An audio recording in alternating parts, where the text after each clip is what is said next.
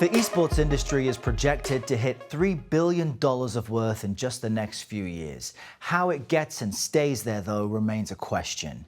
Esports still must contend with media contracts, sponsorships, and endorsement deals, as well as stiff competition from traditional sports leagues. Earlier, I spoke with Darren Heitner. He's a lawyer and the founder of the Sports Biz Blog. He's covered the world of esports from the intersection of sports and money. So we began our conversation with discussing where the cash comes from. When it comes to esports as a business, where is the money coming from? What is the primary source of funds for this industry? It comes from a variety of buckets. Currently in 2018, the biggest bucket is sponsorship. However, by the time that 2022 rolls along, it's most likely going to be media rights deals. In fact, I think many people in the space believe that media rights deals will be comparable in esports as to the NFL, NBA, and other major sports leagues. So while right now, about 35% of the revenues coming into the esports industry come from sponsorships, and media rights are much below that, by 2022, it could be as much as 40% going to media rights deals. Right now, the media rights deal that a lot of people know about relates to Activision Blizzard and the deal that they brokered for the Overwatch League with Twitch. That pays out $90 million over 2 years. And then there's a separate deal in China that we don't know the terms of. We think those types of deals will expand into the near future.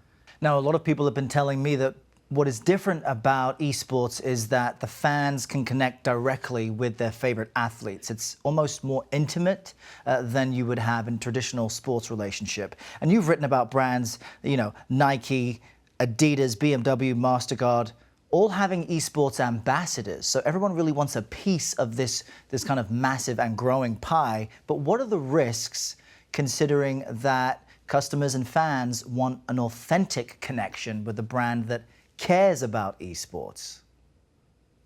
Well, that's absolutely correct. To touch on your first point, what's very unique about esports competitions and streaming is that you can have the athletes interact with the consumers, with the viewers in real time, whereas that is actually a restriction when it comes to the major sports leagues that we're more accustomed to. So that's a unique identifier why sponsorship may be more valuable in esports. But additionally, about 80% of the viewers are under the age of 35 years old.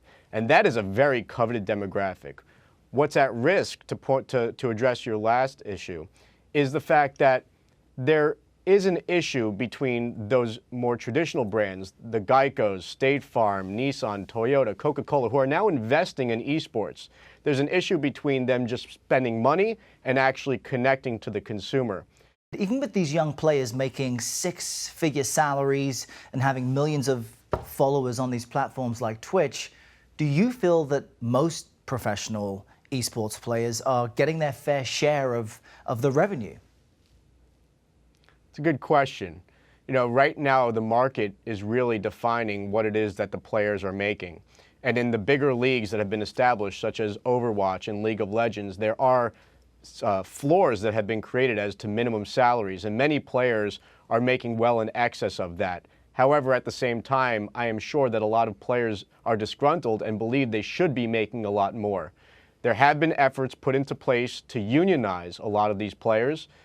It is a process. My understanding is that the people behind these unionization efforts are going person by person, trying to sign them up, and that before long, these unions will be in place. At that point in time, you'll probably see a lot more bargaining with regard to working conditions, salaries, and the like.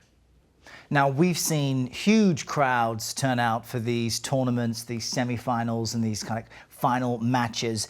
But you've noted in some of your work that the esports crowd still pales in comparison to your NFL, NBA, and other traditional sports games. So considering that, where is the growth trend when it comes to esports fans and the folks who will show up in an arena compared to traditional sports? Yeah, there's a spectrum that's been created. For the more popular games, you can fill up any size arena. In fact, in March of 2018, you had an event in Poland where there was roughly 170,000 people in attendance. But on the other end, you have games such as H1Z1, where a league was created earlier in 2018, and they had a tough time even filling up a 200-person arena. So whereas in the NFL, you can pretty much fill up close to the capacity for any game on the schedule, with esports, it really varies by the game. And so you have the League of Legends, as I mentioned, the Overwatch League, etc., that will be able to bring in that massive audience whenever there's an event that's scheduled, whereas other games that are trying to rise up the ranks are having some difficulties. We spoke with Stephen Cohen, the head of strategy for AEG. They have their own investments in a number of esports teams, and he talks about the dangers of these teams and leagues scaling up irresponsibly, and he says it needs to be done in a responsible way, kind of avoiding what he describes as the hot money coming into the industry right now. How would you describe scaling up responsibly? Well, you have to conduct your due diligence, which is something that my firm is involved in dealing with a lot of investors who want to get into the esports industry. But you mentioned scaling responsibly. There are teams that are paying $20 million to be involved in the Overwatch League. They're paying upwards of $10 million to be involved in the League of Legends League. And so you have to make sure that you are fielding a very competitive team and that your return on investment will be there, to the best of your ability, obviously. But the amount of money that's being spent, not only by the teams, but also by third-party investors with these somewhat crazy valuations, I think that needs to be reined in a bit in 2019 and going forward. So if you had to just summarize where you see the esports industry right now, how would you characterize things? I still think that the esports industry is in a period of growth. You look at a lot of different watchdogs who give you different figures as to what the revenues are. I like to look at 2017 as about $650 million in terms of the value of the industry as a whole. And then you look at a recent Goldman Sachs study, which says that the industry should rise to $3 billion by 2020.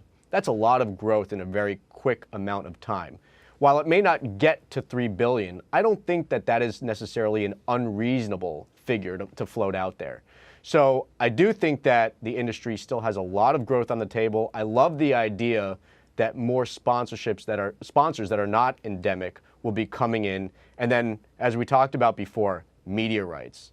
That's where we'll really see what type of growth this industry will experience over the next 4 years. All right, Darren Heitner, great to chat with you as you predict more growth for the esports industry. Thanks for your time.